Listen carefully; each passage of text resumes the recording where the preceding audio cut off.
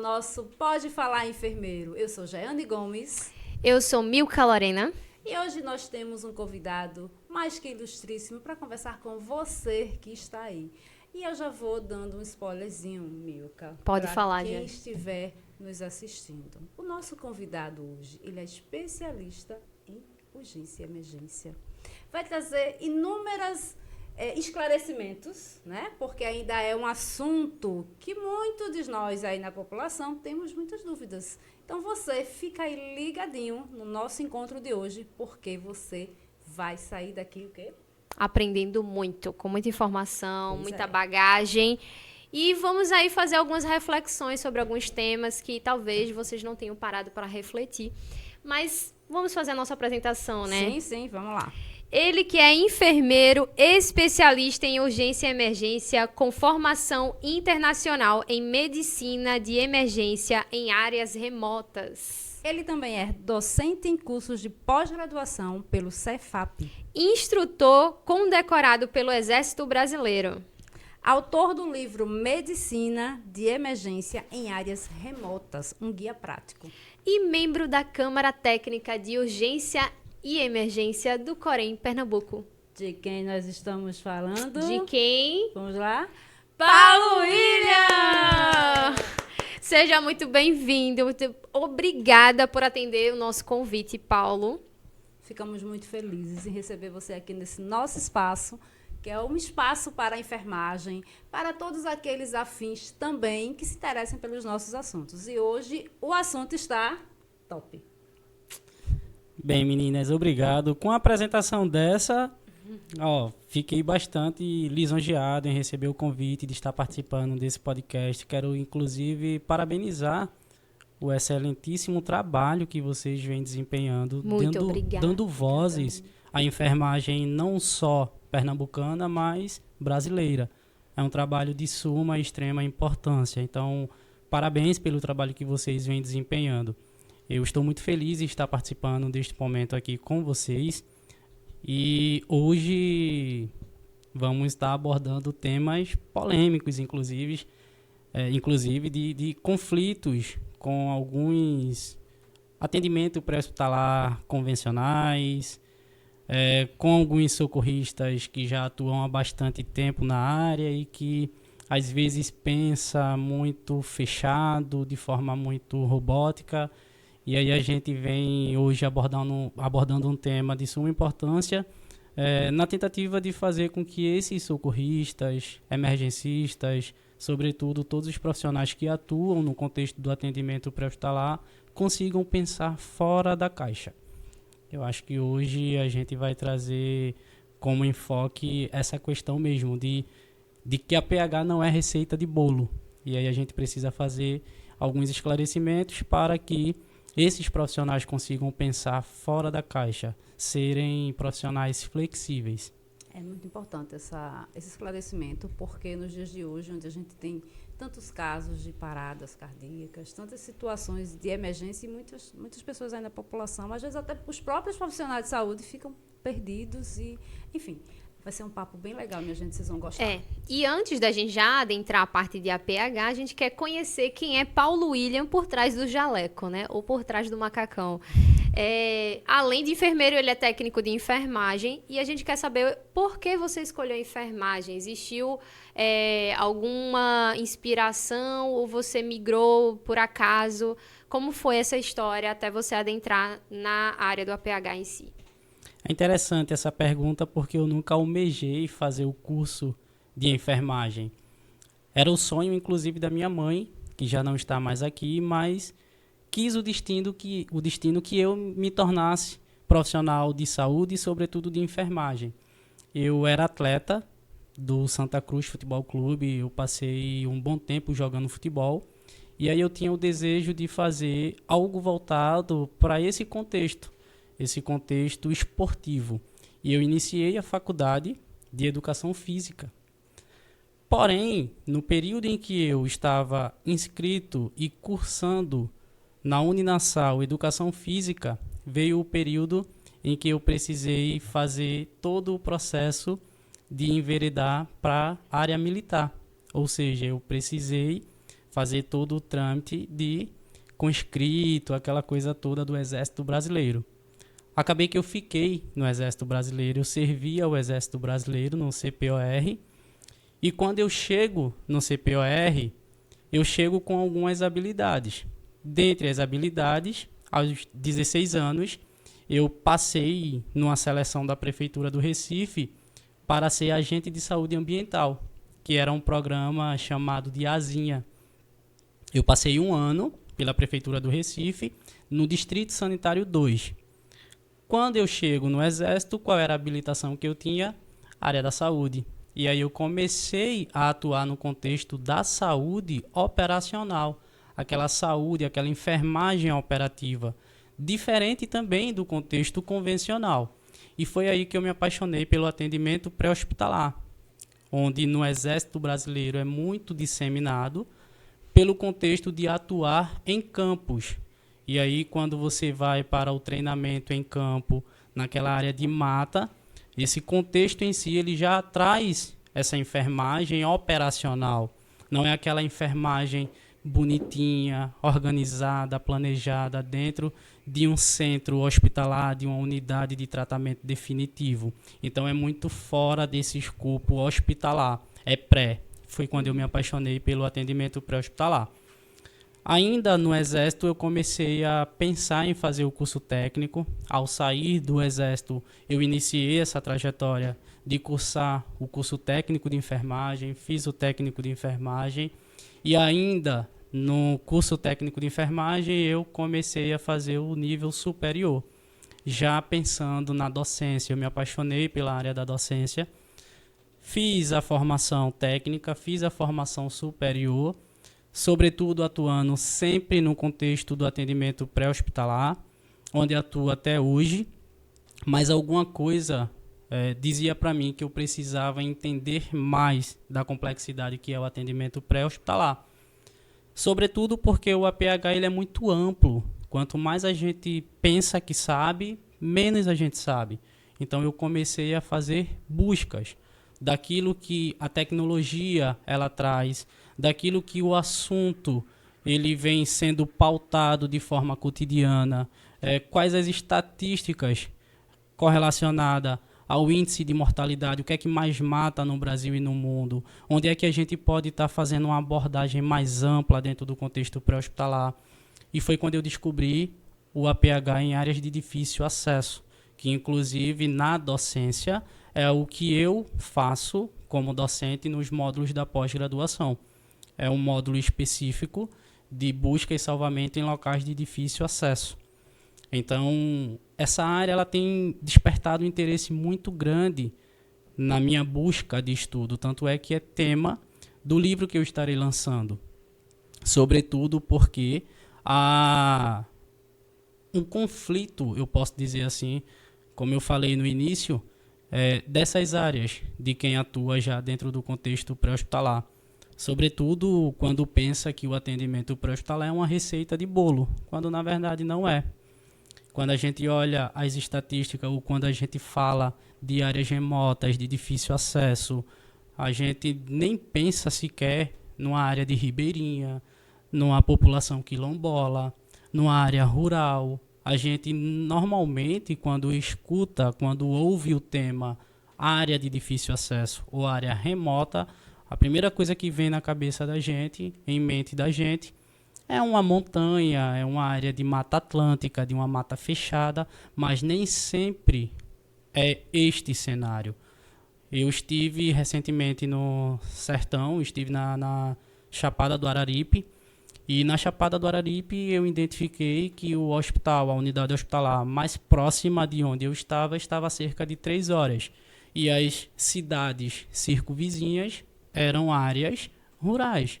Então a gente está falando de uma área de difícil acesso que não tem cobertura de SAMU e que o protocolo que o SAMU ou o Corpo de Bombeiro Militar dentro do estado de Pernambuco aborda talvez não seja suficiente. Então foi aí que eu comecei a atuar e me especializar dentro desse contexto.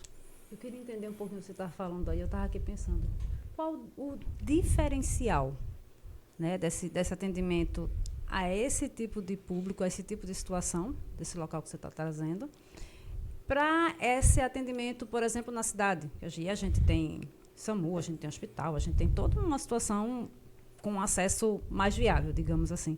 Qual seria a principal diferença aí, já que o próprio nome já fala um pouquinho sobre isso, mas eu queria que tu explicasse um pouquinho mais para quem está assistindo a gente. Uma definição, Definisse o que é área remota. Área remota e qual o diferencial entre uma e outra. O atendimento. Perfeito.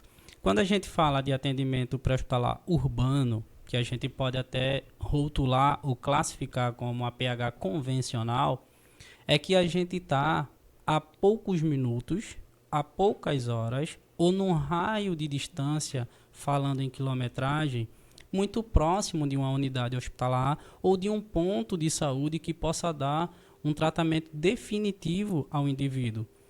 Talvez essa seja a grande diferença para um contexto de área remota ou de difícil acesso, onde a gente dá ênfase ou o enfoque do atendimento é o cuidado prolongado. O que você consegue atender em poucos minutos dentro do contexto urbano, no atendimento pré-hospitalar em área de difícil acesso, você pode passar minutos, você pode passar horas ou, como em 95% dos casos, dias. Então, talvez essa seja a grande diferença entre o APH urbano e o APH em áreas isoladas, inóspitas, de difícil acesso ou até mesmo remota. Entendi. Inclusive, a gente teve uma situação recentemente que toda a mídia, internet se comoveu, né? Que foi um assunto em alta que tem a ver com o que a gente está falando, que são atendimento em áreas remotas, que foi aquela menina que ficou presa no vulcão, lá na Indonésia, não foi a Indonésia? Isso, foi no vulcão na Indonésia, a jovem Juliana Marins, Isso. jovem brasileira. O caso teve uma repercussão global. E foi negligenciada pela própria Sim. equipe do país em questão. Então, foram socorristas daqui, não sei exatamente se foram socorristas do Brasil para lá ou se foram realmente exigir esse atendimento, mas é um exemplo também clássico de uma situação de atendimento em áreas remotas, porque ela estava longe de um atendimento de um hospital e se houvesse, né, socorristas capacitados para poder fazer esse resgate, talvez a história pudesse ser diferente, não é isso? Com toda certeza. Existe um planejamento de expedição. Quando a gente pensa em áreas remotas, uma das coisas que é extremamente desafiadora dentro desse escopo é você capacitar a população para este cenário, para este contexto. Se aquele guia turístico que estava acompanhando aquele grupo, que estava explorando a beleza e o cenário daquele local, daquela região, talvez o desfecho pudesse ter sido outro. Como não há um treinamento, não há um plano de evacuação. Então, se não há plano de evacuação, logo, a conduta adotada por aquele guia turístico fez com que o desfecho da jovem Juliana Marins não fosse favorável. Ou seja, ela evoluiu para um estado de óbito. A gente não sabe com quanto tempo pós-queda, de fato, ela entrou em estado de óbito, mas houve negligência. Constatado essa questão da negligência, houve uma falta de preparo, uma falta de treinamento de profissionais e pessoas habilitadas. E quando a gente olha para aquele cenário e reflete sobre o que aconteceu, foi preciso que outras equipes e outros profissionais habilitados no cenário pudessem ir para a Indonésia, porque nem lá no próprio país, sobretudo no local onde aconteceu o incidente, tinham pessoas habilitadas. Então, uma das maiores problemáticas quando se fala na área remota é você conseguir disseminar o protocolo e conseguir habilitar o maior número de pessoas possíveis, que não é critério, inclusive, que seja profissionais atuantes diretamente na área da saúde. Então, um guia turístico, um grupo de trilheiros, grupo expedicionário.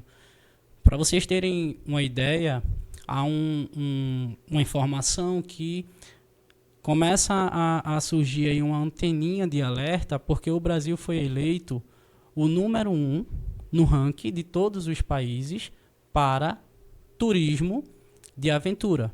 Isso significa dizer que o maior grupo turístico, o maior número de grupos turísticos irão explorar as belezas que os biomas brasileiros oferecem. E, consequentemente, mais casos de acidentes, né? Isso significa dizer que, se não houver um plano de expedição, se o protocolo ele não for disseminado e bem infundido, o risco aumenta, porque não vai haver profissionais habilitados para possíveis eventuais acidentes. Trazendo esse ponto, eu fiquei aqui pensando, qual o interesse dos nossos gestores? Eu não sei nem se você consegue fazer essa mensuração, mas como você está mais afim aí no assunto, acredito que tem alguma coisa para trazer. Mas é uma coisa que você está falando e é algo sério, né? Se a gente tem essa questão de explorar todo esse processo do turismo, né? E o Brasil realmente tem muitos locais maravilhosos para isso, mas precisa ser com segurança. A gente precisa ter um grupo bem treinado. Para haver esse treinamento, a gente precisa ter também condições de materiais. Concorda comigo? Qual seria o interesse dos nossos, eu não vou nem dizer governantes, eu não sei nem se essa palavra seria esse, mas o interesse do poder público mesmo, de quem está lá em cima e pode facilitar esse processo de treinamento, se é que seja esse caminho, realmente. Eu acredito que as esferas de governo, sejam elas municipais, estaduais ou até mesmo federal, consigam atender a essa demanda, porque existem equipes bem treinadas e bem preparadas no Brasil, não em áreas remotas. É aí onde está a problemática. A lacuna está aí. A lacuna está aí, porque tem equipamentos que atendem caso ocorra um incidente, né, um acidente, dentro de um local inóspito. Que, em geral, quem vai é o Corpo de Bombeiros, é isso? Ou... A princípio, sim. A princípio, sim, por conta do grau de treinamento, sobretudo de recursos. O SAMU ele é mais composto por equipes de enfermagem, já o Corpo de Bombeiro Militar, não. É mais aquele contexto operacional, de resgate por corda, de envolvimento de vítima presa em ferragens, em rochas. E aí você tem que ter realmente uma ferramenta ou várias ferramentas específicas. E aí, nesse contexto, o Corpo de Bombeiro Militar ele é mais preparado. E diga-se de passagem, no Brasil, esses profissionais são muito bem treinados, mas eles não são treinados para o protocolo específico de áreas remotas. Eles são até treinados para o protocolo de áreas de difícil acesso, mas ainda assim dentro de um contexto urbano. Por exemplo, você pega uma situação de calamidade pública.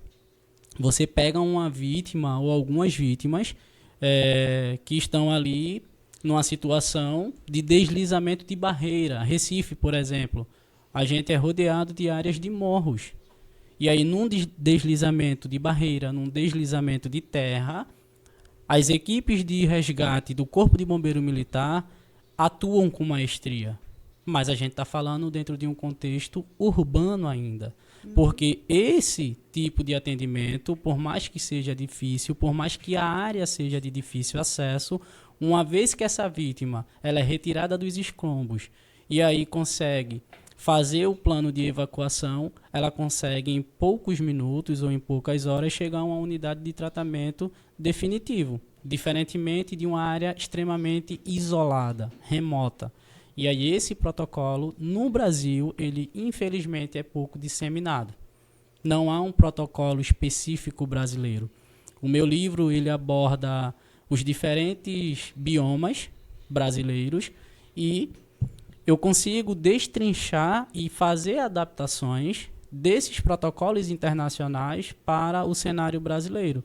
Mas precisa sim de um treinamento mais específico, de disseminar mais esses protocolos de áreas remotas, porque as equipes no Brasil, elas são bem treinadas, mas não com esse enfoque. Eu acredito que os governantes eles possam ter o interesse a partir do momento que a incidência desses tipos de acidente comecem a aumentar, porque se trata de uma situação de saúde pública. E com repercussão, muitas vezes, né? Então, a mídia cai em cima. Então, o treinamento seria bem interessante justamente para as áreas que não são tão urbanas, né? Então, estados que tenham, né, áreas mais distantes de hospitais, enfim, mais mata fechada, enfim. Acredito que seja a área onde tem mais interesse da procura desse curso, né? E atualmente, onde se encontra essa formação dessas pessoas? Aqui em Pernambuco existe? Por incrível que pareça, no estado de Pernambuco, eu sou o primeiro enfermeiro ou profissional de enfermagem especialista no assunto. Não há nenhum outro profissional com a expertise em áreas remotas no estado de Pernambuco. Mas no Brasil, existem 2 grandes empresas que são formadoras deste tipo de conteúdo, sobretudo desses protocolos. Então, para vocês perceberem a escassez ou a dificuldade que é disseminar esses protocolos no Brasil, diferentemente do APH urbano, onde em cada esquina você vê uma escola formadora desse tipo de conteúdo voltado para o atendimento pré-hospitalar com os cursos de APHs. Quando a gente fala de áreas remotas, de medicina de emergência em área remota, no Brasil apenas 2 empresas que são credenciadas internacionalmente. Talvez fosse o caso de a gente pensar de colocar isso como uma disciplina, né? Dentro do curso técnico. Ou uma especialização. especialização. Uma especialização. Perfeito. Seria algo bem interessante, porque seria uma forma da gente esclarecer, formar esses profissionais focados com esse tipo de atendimento. E o que agregaria é o fato de eles já serem formados na área da saúde, isso. não completamente leigos, assim, jogados com apenas uma especialização. Perfeito. Aí Quando a gente pensa também em áreas remotas, muito é pensado ou vem logo em mente uma equipe de resgate, não é? Cheio de cordas, fazendo aquele tipo de rapel, uma evacuação no aeromédico, mas nem sempre é isso. Tem inclusive doenças pertinentes à área, ao tipo de terreno, que se eu pergunto a um enfermeiro ou um técnico de enfermagem hoje, talvez nunca nem tenha ouvido falar que doença é essa. Por exemplo, pés de trincheira. É uma condição que pode matar um indivíduo dentro de uma área remota, simplesmente porque o pé está muito tempo molhado. E aí é chamado pés de trincheira. Não é que andam descalças, é que podem passar por situação dentro desse cenário inóspito, rio, charco, o clima ele pode mudar. Então você está num dia ensolarado, mas quando vem a noite dentro de um local inóspito, possa ser que você esteja num local que você inclusive não foi treinado no contexto de sobrevivência, e aí você não consegue fazer, por exemplo, um abrigo.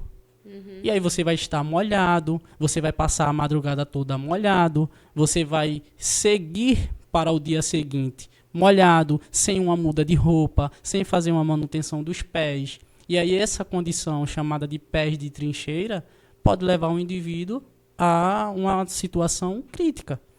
Uma outra condição também, diarreia do viajante. Aqui, dentro do setor urbano, a gente conhece como jeca, por exemplo, como a gastroenterite. Mas aí, se você está numa área inóspita sobre a escassez de recursos, possa ser que aquela água que você tenha, uma hora acabe. E aí, de onde é que você vai buscar essa fonte de água? Sobretudo se você não for preparado para atuar neste cenário. Como é que você vai fazer a ingestão dessa água? A preparação dessa água, a filtração dessa água? E aí começam a surgirem algumas condições que, quando a gente olha para o contexto de áreas remotas, não é algo obstante da nossa realidade.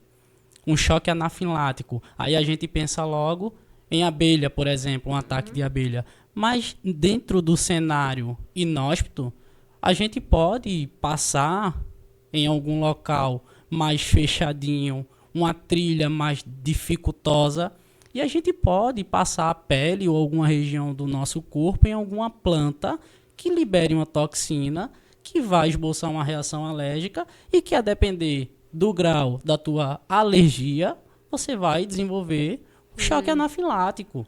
E aí, o que é que você faz diante de um cenário como esse? Fico E o curiosa. tempo de evacuação? Então, é aí onde mora a problemática de não disseminar o protocolo e de não se atentar para essas questões. Se eu estou numa área rural, e aí na área rural, na zona rural, eu tenho os apicultores, que trabalham direto com abelha. E aí o hospital mais próximo de uma zona rural, em determinada região aqui do estado de Pernambuco, esteja a 2 horas, um choque anafilático, ele não vai esperar 2 horas para você chegar na unidade hospitalar. Inclusive, Desfecho é um feio. detalhe interessante é que lá nos Estados Unidos, eu sei que a população que já conhece que tem alergia a abelhas, por exemplo, e mora numa área rural, eles já têm num estojo as ampolinhas com as adrenalinas ou seringas já prontas. Eu acredito que seja, inclusive, essa questão que a gente estava comentando antes de começar a gravação, que eles estão Perfeito. habilitados a administrar adrenalina.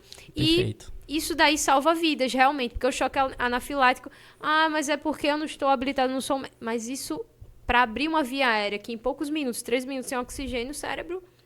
4 minutos de dano cerebral irreversível.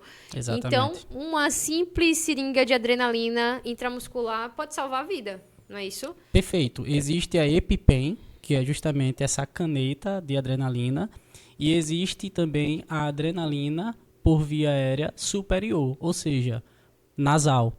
Então você pode ter o dispositivo nasal, que você borrifa a adrenalina, ou você pode fazer a autoaplicação, que é através da EpiPen. É uma caneta que tem a epinefrina, que a gente conhece como adrenalina.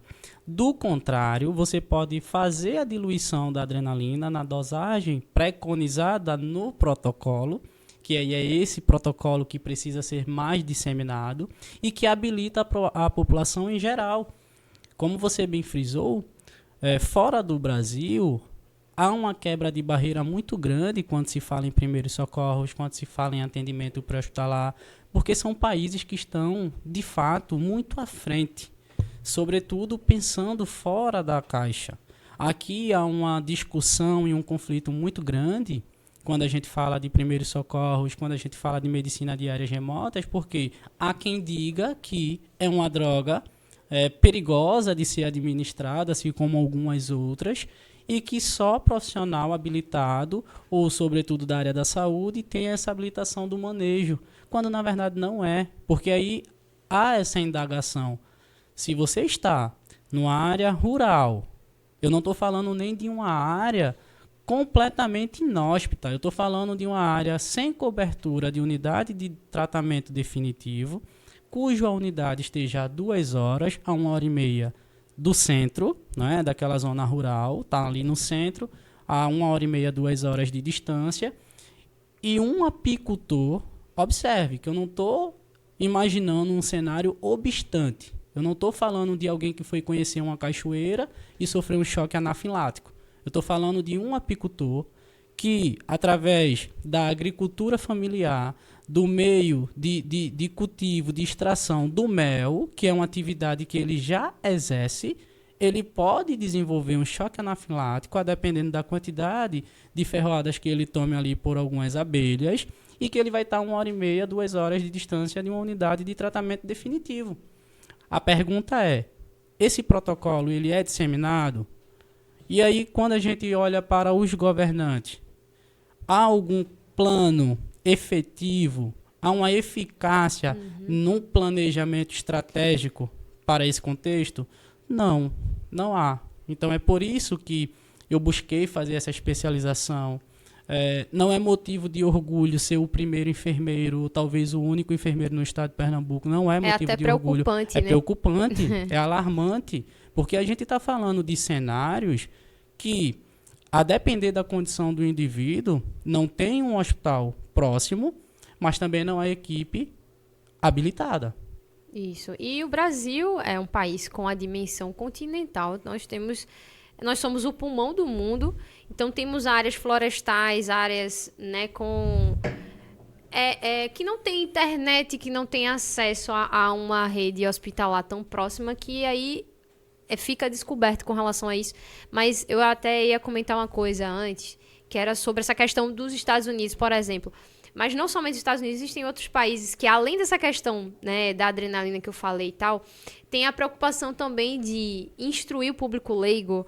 Quando a gente vê crianças aprendendo a fazer RCP nas escolas, a gente vê vídeo até de bebês. Você pensa, mas ali não está sendo efetivo e tal, mas já está incutindo na mente dessas crianças, já quando crescerem, que numa situação de urgência e emergência você pode fazer esse protocolo. Você vê até cachorro. Eu não sei nem se realmente, de fato, é eficaz um RCP, se é verdade, enfim. Mas você vê que existe uma preocupação em descentralizar a informação, porque você monopolizando esse protocolo e deixando só apenas a habilitação para profissional de saúde, quando não tiver a oportunidade de ter um profissional, a pessoa acabou de ter uma parada, essa pessoa, agora? né? E agora? Não tem um profissional médico, mas qualquer pessoa poderia fazer passo a passo o protocolo e salvar aquela vida. E importante isso, porque quando a gente pensa em urgência e emergência, parada cardíaca. Parada cardiorrespiratória. Né? Eu acredito, pelo que eu vejo e escuto, 99,9% da população leiga. Que é o que mais vem mata cabeça. também, né? Mas é exatamente isso, essa falta de informação, essa falta de treinamento, de orientação mesmo. Né? Porque quando você esclarece, é outro nível. E aí, eu vou mais além também, quando a gente está falando do público leigo, né? Que são as pessoas que não são da área de saúde, mas nós temos também profissionais de saúde que estão dentro desse contexto. Sim, Né? sim. E isso é muito mais preocupante até. Né? Eu assisti uma aula sua em determinado momento no curso e eu achei interessante porque você trouxe muitos dados estatísticos, né? E a gente não vê isso com tanta precisão na maioria dos locais. E era um grupo de técnicos de enfermagem e o quanto que eles ficaram surpresos, Sim. porque não tinham esse conhecimento. Então, é realmente importantíssimo que você que está aí nos assistindo possa buscar, mesmo que você não vá atuar dentro da área, mas busque se informar. Que, né? inclusive, por mais que a equipe do SAMU seja ágil, a gente estava até comentando, para uma ambulância chegar numa ocorrência, a gente tem tantos Minha filha, barreiras. no trânsito terrível que temos não aqui no em trânsito que a Recife. gente pegou hoje, por exemplo. dizer, É viu? verdade. Se tivesse uma pessoa engasgada, já foi de arrasta, né? Mas, enfim. 3 minutos sem nenhum tipo de intervenção, que a gente costuma chamar de parada cardiorrespiratória não assistida. É aquela que o indivíduo sofre a parada, podem ter 10 pessoas presentes na cena. Mas, se nenhuma souber agir, é mesmo que não ter ninguém. Então, se torna uma parada cardiorrespiratória não assistida. E aí, quando a gente olha as estatísticas, cerca de 3 minutos, por exemplo, sem nenhum tipo de intervenção, inicia-se falência múltipla dos órgãos nobres. Como vocês bem falaram, qual o SAMU que vai chegar em um local de ocorrência em 3 ou menos de 3 minutos? Só a ligação é 3 minutos. Não chega, exatamente. Só nesse processo de triagem vai levar de 3 a 5 minutos, de fato. Após 5 minutos, morte cerebral estabelecida. Então, a gente está falando de uma condição que a população deveria ser treinada. Inclusive, existe um programa chamado de Mass Training, que é o treinamento em massa. E aí você consegue, de fato, treinar toda a população e não especificamente profissionais do campo da saúde. Então, a gente precisa olhar com carinho para essas questões e começar a disseminar essas informações para o público leigo, para que deixem, inclusive, de ser 100% leigos. Agora, quando a gente fala também de área remota, imagine uma condição dessa de parada cardiorrespiratória com profissionais que vai chegar em determinado tempo e que vai ter todo o suporte, todo o recurso e toda a maneabilidade correta dos equipamentos. Até aí tudo bem. Mas e quando você está numa área que você não consegue evacuação, que o único meio de evacuação talvez seja fluvial ou aeromédico, e o indivíduo evolui até em decorrência ou em virtude do que estávamos falando anteriormente de um choque anafilático, evolui para uma parada cardiorrespiratória. E agora? O que fazer? O que fazer? Eu quero saber também. Então, imagine esse cenário. Aí, mais uma vez, a indagação. Por que não é disseminado os protocolos para áreas remotas no Brasil? Inclusive, mesmo que a gente dissemine esses protocolos, ainda vão existir situações que não são ensaiadas. Porque, por exemplo, a gente aprende protocolo de RCP, desengasgo, e assim vai, vários protocolos que existem. Mas tem coisa que sai do roteiro. E se o paciente ele não puder ficar na posição necessária, se eu não conseguir ficar numa superfície rígida, e se eu não conseguir fazer a ventilação... Assim, existem situações que a gente até já sabe, pode contornar, mas tem situações no ambiente inóspito que a gente não ensaia. Perfeito. E aí, Perfeito. mesmo com o protocolo, não indica, inclusive, que essa vítima vai ter um êxito. Lembra do que eu falei, que o socorrista ele precisa ser flexível, sobretudo ele precisa ser um ser pensante. Então não dá para a gente rotular o atendimento pré-hospitalar como receita de bolo. O que eu faço na área urbana vai servir como parâmetro para eu fazer no local inóspito. Não. O APH convencional, o APH urbano, até hoje disseminado no Brasil e no mundo, quando vai para a área remota, ele por si só não resolve. Ele não resolve porque vai gerar uma confusão muito grande na mente de quem está naquele cenário, porque ele vai confundir o protocolo voltado para a restrição de movimento da coluna, para alguns tipos de trauma, para a conduta de administração de alguma droga. O que é permitido em um, talvez não é permitido em outro. O que é ensaiado, treinado e até planejado em um, não dá tempo de fazer no outro. Então, como é que eu vou fazer um plano de evacuação se eu não tenho comigo uma equipe e eu sou o único profissional habilitado no contexto de área remota com um grupo de trilha? Mas aí eu não tenho área de sinal de telefone, eu não consigo nem sequer acionar o resgate. Então, eu estou falando de um cuidado prolongado que eu nem tenho a chance de fazer o acionamento. Então, se eu não consigo nem sequer acionar uma equipe de resgate, como é que eu vou, dentro do protocolo, fazer todo um mecanismo de estabilização, de restringir movimento de coluna, de fazer inserção ou não de colar cervical? Na maioria dos casos, dentro de uma área remota, a gente tem a escassez de recursos, a gente tem a escassez de equipamentos e a gente vai trabalhar muito com meio de fortuna. Se eu não tenho ali um colar cervical, como é que eu vou fazer a adaptabilidade do cenário naquele indivíduo com que a natureza, com que aquele local oferece? E uma imobilização de uma fratura com o que o local oferece? Então, tem muito conflito do APH convencional para com o APH urbano, porque existem ainda profissionais, infelizmente, que botam uma rédea, digamos assim, ou fica com um pensamento muito fechado e não consegue pensar fora da caixa, não consegue pensar fora da bolha, romper essa bolha. Eu costumo dizer que o profissional que atua na área remota, ele é um profissional que se submete a estar onde ninguém quer estar, ele passa a fazer o que ninguém naquele momento poderá mais fazer, a não ser ele que é habilitado. E aí ele começa a atuar dentro desse contexto de eu estou onde ninguém quer estar. A menina caiu no vulcão, eu não quero estar no vulcão.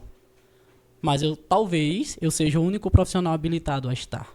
Então, estar onde ninguém quer estar, fazer o que ninguém naquele momento pode fazer para salvar a vida. Inclusive, vai até um pouco de contra alguns princípios, não sei se estou falando errado, qualquer coisa me corrija, ao que a gente aprende na urgência e emergência, porque a primeira coisa que a gente chega numa cena, avalia a cena. Se ela estiver perigosa para você, primeiro a sua segurança.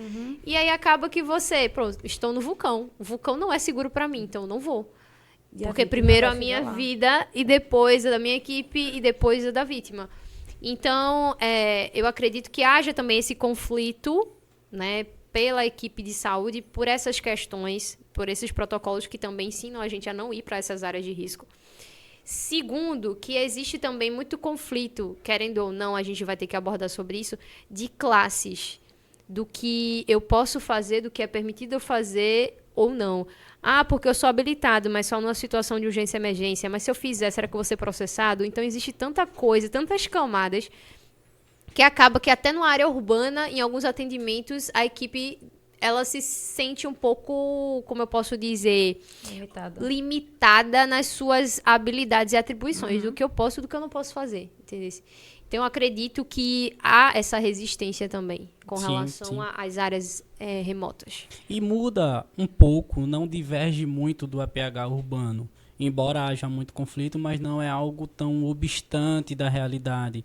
Obviamente que se eu fui treinado para o APH e fui treinado em trauma e eu consigo entender o mecanismo de trauma e de restrição de movimento da coluna, eu vou fazer de tudo para preconizar aquilo que está no protocolo. Porém, eu vou ter um grau de dificuldade pelo terreno e pelo cenário que eu estou. E é aí onde o protocolo entra, para poder divergir desse pensamento. Eu acredito e costumo dizer que a essência do atendimento pré-hospitalar é o pensamento crítico. Quanto mais criticamente você consegue pensar para agir, você consegue atuar, independente de qual cenário você esteja. Então, é a essência do APH, é o pensamento crítico. É você entender aquilo que pode ser mutável e aquilo que é preferência. Aquilo que é determinado como algo que eu posso mudar e aquilo que eu não posso mudar. É a base do principialismo. O que é que eu tenho de mutáveis? O que é que são mutáveis? A minha escolha entre fazer uma determinada imobilização com o recurso que se tenha. Uma coisa é eu fazer a inserção do colar cervical com o recurso que se tenha. Outra coisa é eu entender que nem toda vítima de trauma ou nem sempre haverá necessidade de fazer a inserção do colar cervical. Então, é algo que eu posso mudar e é algo que eu não posso mudar. É o pensamento crítico que está em questão como essência do atendimento pré-hospitalar. Isso. Por isso a importância dessa formação. Sim, Aí, veja, Extremamente importante. O assunto está tão interessante que a gente não está vendo o tempo passar. Mas, inclusive, a gente tem que entrar no assunto do seu livro, que é uma coisa nova e que você trouxe de novidade, e que eu queria que você falasse para o pessoal que está assistindo sobre esse livro que ainda não foi lançado, né? Você está em fase de divulgação para lançamento, não é isso? Exato. E aproveitando o gancho de Milka, né, já que ela perguntou sobre o livro, eu estava aqui também querendo fazer essa pergunta sobre o livro. O que te levou, né? Você está trazendo aí já muita coisa, né, de todo esse processo de pensar nessas situações, mas o que foi ali não, eu tenho que colocar isso no livro, eu tenho que disseminar essa informação através desse livro. Qual foi o pontapé inicial para essa atitude aí? Primeiro, a inquietação. Eu fiquei muito inquieto em saber que são poucos profissionais habilitados em áreas remotas no Brasil, sobretudo no estado de Pernambuco. E quanto mais eu me aprofundava nas pesquisas e nos estudos, eu via a necessidade de disseminar essa informação, os protocolos. E aí o que é que acontece? A minha ideia inicial não era nem lançar um livro, era fazer uma defesa de tese, era publicar um artigo que pudesse chamar a atenção dos leitores ou até mesmo falar, feito aqui agora nesse momento de podcast, neste momento oportuno de falar. Por isso a importância de um trabalho como esse que vocês vêm desenvolvendo, porque isso aqui é um canal de fala onde a gente vai estar também alertando os nossos ouvintes, as pessoas que estão assistindo. E aí o que é que acontece? A minha ideia inicial era essa, era fazer uma defesa de uma tese, era falar sobre o assunto, era de fato provocar algumas indagações, algumas contestações. E eu entrei em contato com a editora Dialética e algumas outras editoras no Brasil que avaliaram o meu texto para fazer a publicação do artigo e, para minha surpresa, todas as editoras no qual eu entrei em contato aprovaram o texto. Porém, quando ocorreu o caso da jovem Juliana Marins, prontamente a editora entra em contato comigo e diz: o tema da tua linha de defesa, de tese, do teu artigo, teve repercussão global. Isso dá um livro. E vai ser um livro pioneiro no Brasil. Aí eu, caramba, e aí a editora faz: você tem material, tem subsídio para conversão em livro? Aí foi um momento ali desafiador. Eu tinha alguns materiais de pesquisa e experiências no campo da atuação mesmo, pessoal, profissional. Já são 7 anos que eu venho dando aula no Cefap, sobretudo no contexto de difícil acesso. Então eu juntei um pouco dessa bagagem e converti todo o material no livro. O livro ele vai ser lançado agora no mês de setembro. O título será espalhado em mais de 50 países, nos 5 continentes, e será publicado em 5 idiomas. Olha aí que orgulho, Gente. hein? Ai, gente, eu tenho que dizer, ele foi meu aluno, viu? Tem que deixar esse detalhe aí, ó. É verdade. Olha, não é pouca coisa não, viu? Tem que falar, né? Gente, isso é tão importante para a nossa categoria, né? Obrigado.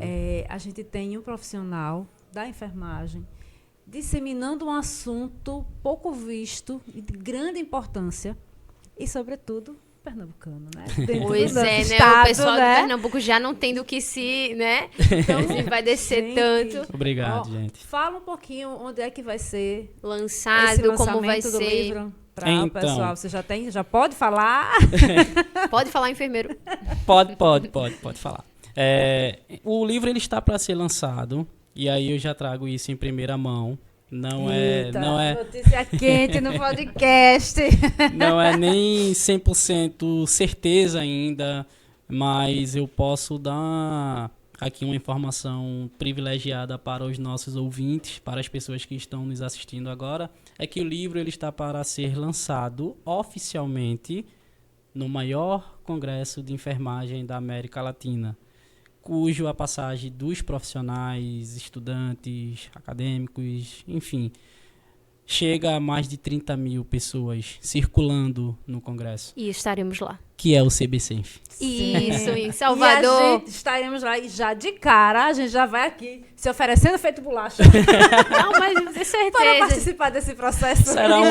Será uma honra. E eu vou aperrear muito lá vocês, porque vocês estarão, inclusive, eu tô sabendo, fazendo a cobertura do evento, com o Pode Falar Enfermeiro. Verdade. Então eu vou aperrear vocês lá. Eu vou Vai ser um explorar. aperreio Eu bom. vou A comissão de explorar. Pernambuco.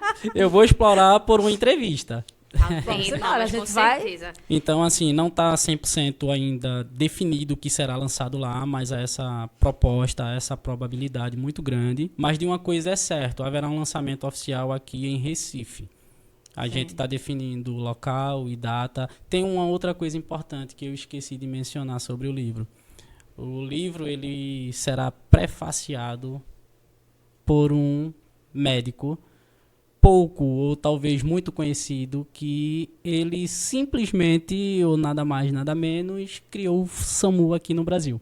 Olha. Então, o livro ele vai ser prefaciado por o senador Humberto Costa, que foi ministro da Saúde, que foi o corresponsável, digamos assim, ou o responsável direto para que tivéssemos o SAMU aqui no Brasil. E aí é uma honra para mim, é um motivo de muito orgulho, fico muito lisonjeado porque ele se dispôs a prefaciar o livro dando importância ao tema, que é a medicina de emergência em áreas remotas. E antes que a gente encerre nossa entrevista, que já está chegando Já? ao fim, a gente quer dar um mimo ao nosso querido convidado. Que todo entrevistado tem essa... Que maravilha! Como eu posso dizer? Esse mimo. É o mimo. Pra mimo. você nunca mais esquecer desse Pra tomar o momento. seu café e pensar, olha, já estive lá. Muito E quando estiver obrigado. tomando o seu cafezinho, nos marque, por favor. Com toda certeza. Que caneca linda. Tá Muito vendo? obrigado, meninas. São poucas unidades. Muito obrigada. E nesse momento, eu não sei se você ia falar alguma coisa, Jane. Não. Se não, eu ia pedir para você olhar para aquela lente da verdade e falar com os nossos Aqui? telespectadores, né? Deixa uma mensagem de encerramento. Não sei se de motivação, não sei se de divulgação, mas pode falar com aquela câmera ali que está olhando para você. Bom, pessoal, eu quero mais uma vez agradecer por estar aqui no Podem Falar Enfermeiro. É um motivo de muita honra para mim. É um trabalho excepcional que o Podem Falar Enfermeiro vem fazendo, abrindo esse canal de diálogo com vários assuntos importantíssimos. E o recado que eu deixo para você... Compre meu livro. Não, calma. Essa foi boa, vai. O recado que eu quero deixar para vocês é que pensem fora da caixa, pensem fora da bolha. Não fiquem presos. A gente abordou aqui urgência e emergência com enfoque em áreas remotas. A gente fala muito do contexto de atendimento pré-hospitalar, mas seja em qualquer campo de atuação profissional, ou seja, no âmbito pessoal, sejam diferentes. Estejam sujeitos a aceitar essa questão da mudança. Então, pensem fora da caixa, rompam essas bolhas e conquistem o que vocês almejarem, porque vocês são capazes. Essa é a mensagem que eu deixo para vocês no dia de hoje e agradeço mais uma vez a vocês.